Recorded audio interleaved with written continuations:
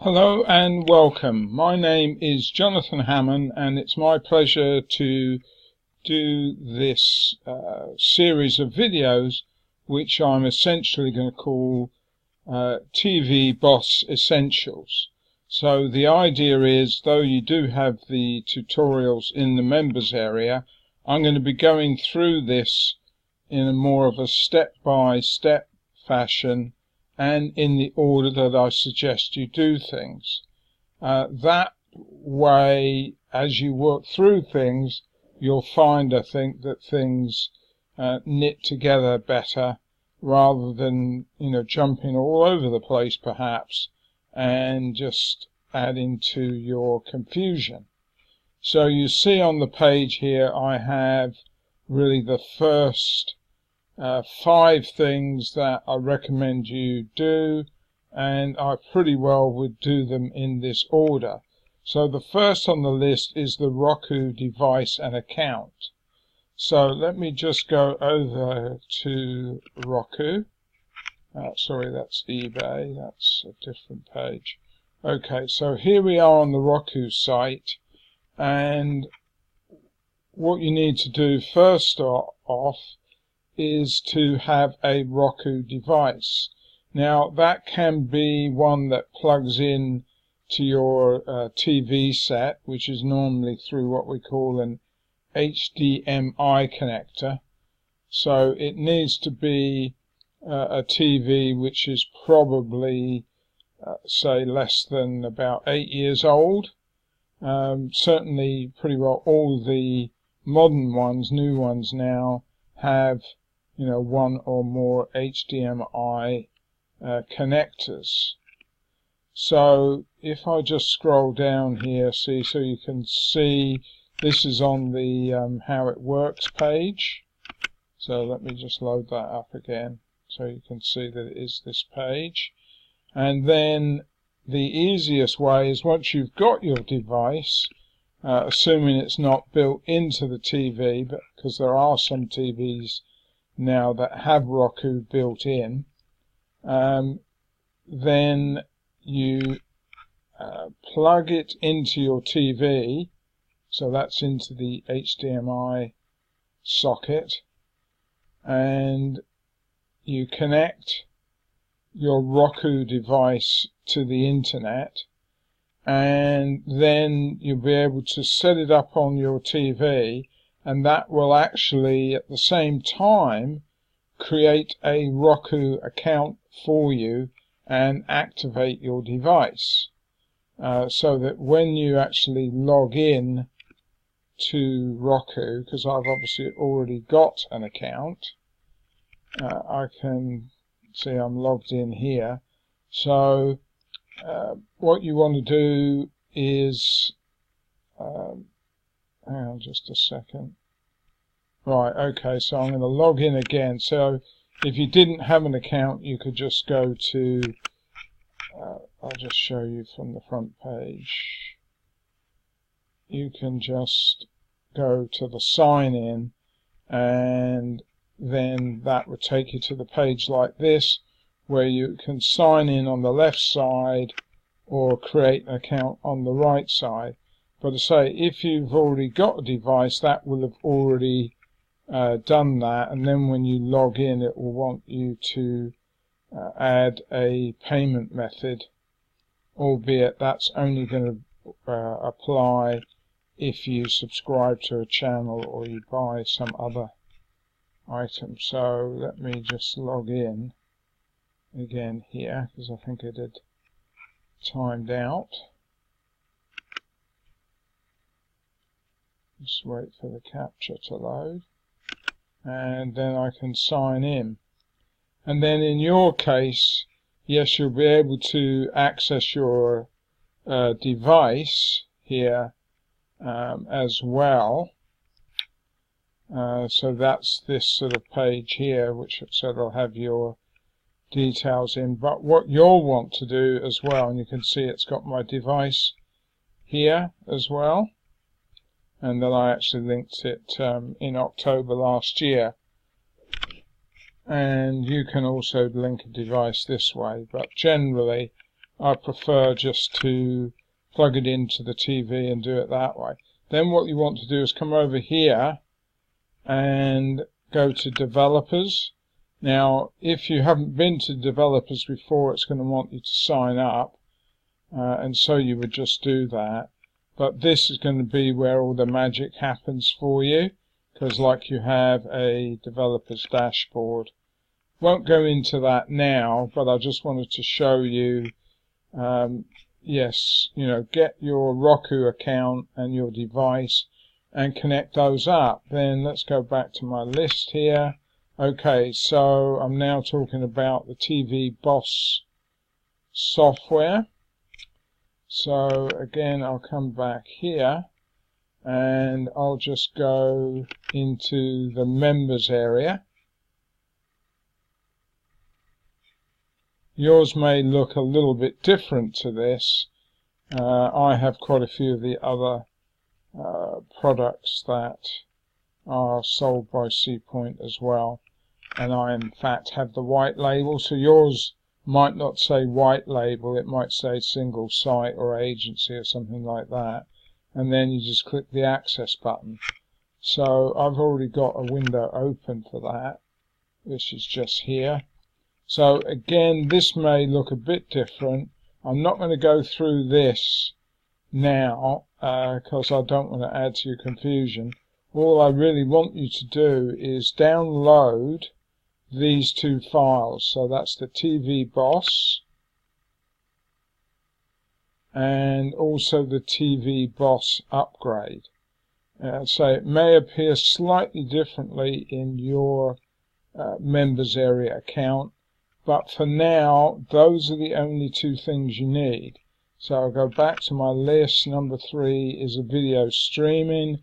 I recommend, as does Dr. Alex, that you get a Vimeo Pro account. And some of you may say, well, why Vimeo Pro? For one, you need to have URLs that are MP4 files. So you do actually need the Pro version to get those sort of links. Obviously the free version won't work, the Plus version won't really work, and additionally they consider your use of videos as commercial use. So that does require a Pro account, because that allows you to even sell videos. So that's why. And don't probably use S3 or only in the very short term.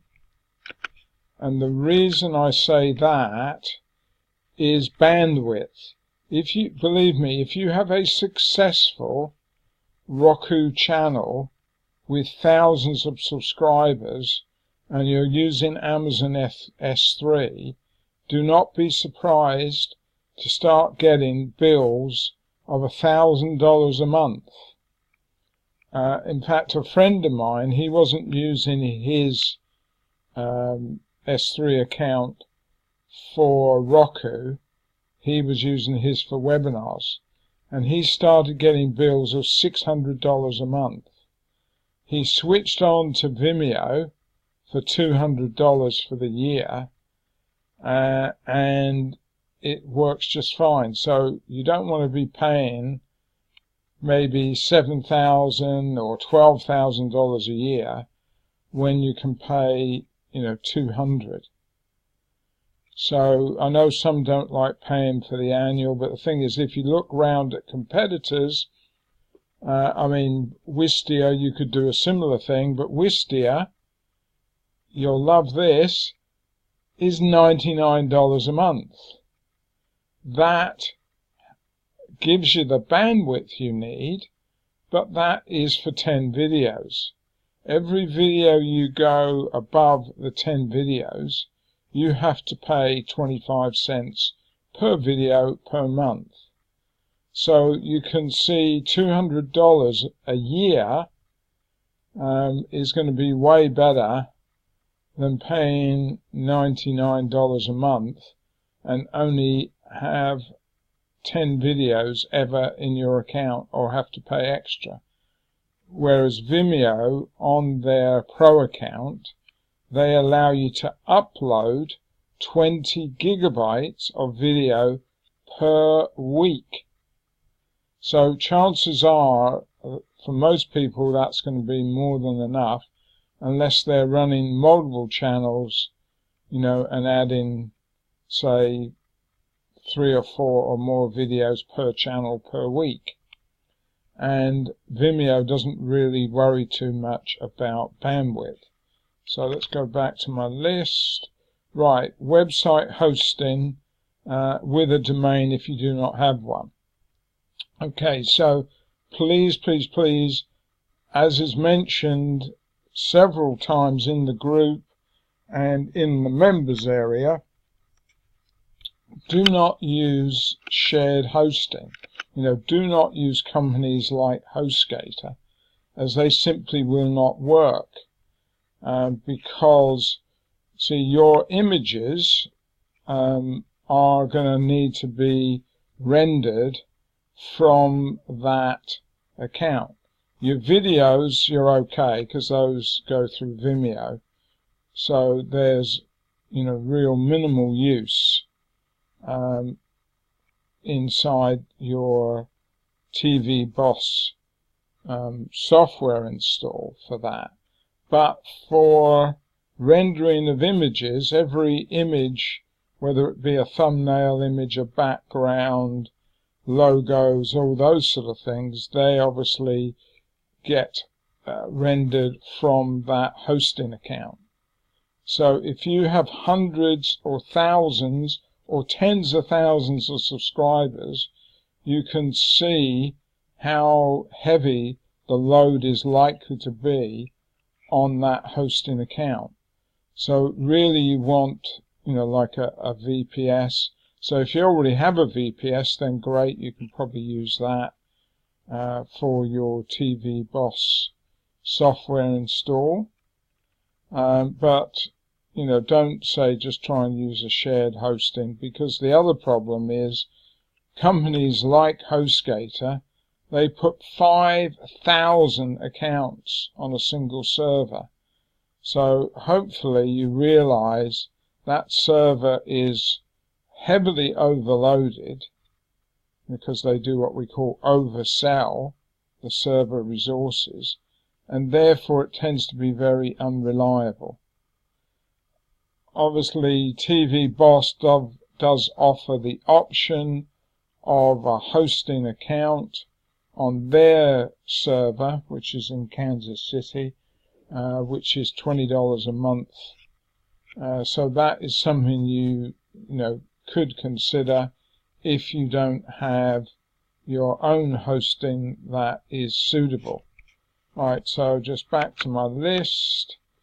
So yeah, a domain, that's simply so that you can publicly host this website if you want to have a website, or at the very least the software install of TVBOSS and the images. And then last but not least, and then I'll finish this video, is going to be your images. So if I go in here, and I'll just quickly show you in here, let's make sure.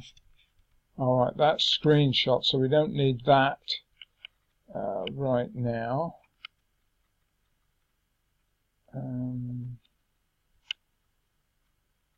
Oh, branding, that's the one, I think. Yes, okay, so here you can see it's these 4 images you want for branding your channel. So that's something that I suggest you do. You can download the sample screenshots, which give you the sizes. I think I may have it in another document here. I'll just quickly see if I can find it. I think it must be on my other computer. but I'll post that in the group. But essentially you've got something like a full HD 1920 by 1080, which is like this shot here. Then you've got this splash image, and you've got two logos, one logo there and then what they call the small logo. So those are the four images that you'll want for each of your channels. So that I think covers this first video, which maybe is a little bit longer than I wanted, because I normally like to try and keep these very short, but I did of course cover at least 5 different things. So hopefully you found this useful. Do comment in the group, encourage other people to join us so they can get the value out of this training as well. And do make any comments, whether they be positive or negative ones. Thanks and bye for now.